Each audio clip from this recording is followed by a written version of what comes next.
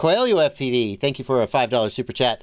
What are your thoughts on these new propellers that look like a round pretzel? Are they available for quads? You're talking about those super quiet antennas that were in Mark Rober's video about the drone delivery. To me, those propellers look interesting if what you care most about is reducing noise, but they look like they would be zero durability, right? Like for freestyle and fun flying, they'll be imbalanced instantly as soon as they touch an obstacle. So I think that for people trying to do long range flying and who care, like, we still don't know anything about their efficiency. We know that they're quiet. Okay. So, yeah, I think there's a lot to know about them before we decide what they're useful for. But I think for most hobbyists, the cost of manufacturing them so that they're properly balanced, and then the lack of durability would mean they're not going to be a great choice. I've gotten so many emails about these propellers. Like, people just love the idea of a weird propeller, right? Like the toroidal props.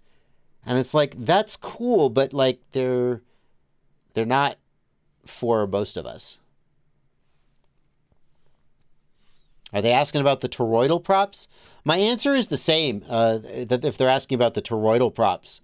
Toroidal props. So here's the thing. Chris Rosser actually just did a video about the toroidal props. We actually have some. I guess my answer is not the same. Chris Rosser did some testing on the toroidal props. We actually do have some data about them.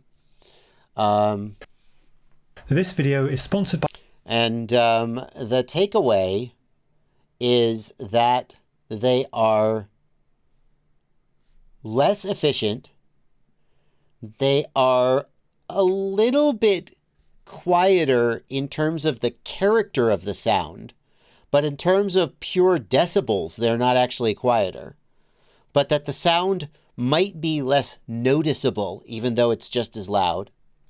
And because of their weight and moment of inertia, they are less responsive. So you can check out Chris Rosser's video if you want all the details. But I don't think the toroidal props really lived up to their promise. People, by that I mean the promise of all the people on the internet who freaked out about them. I've seen people saying total nonsense about these props on Facebook. People saying, oh, toroidal props, they're more efficient, more powerful, and quieter. And it's like, well, no, they're not. They're like sort of quieter, but not really. And they're not more efficient. And they're not more powerful.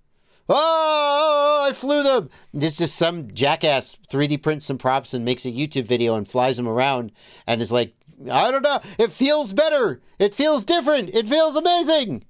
And then Chris Rosser actually puts them on a test stand and tells you how it is. And that's why, the YouTube algorithm will forever be flawed, because Chris Rosser's video, somebody who made a video, toroidal props, the next best thing, is going to get 80,000 views. And Chris Rosser is actually doing the hard work and is going to get 20,000 views. Anyway, that's not the question someone asked.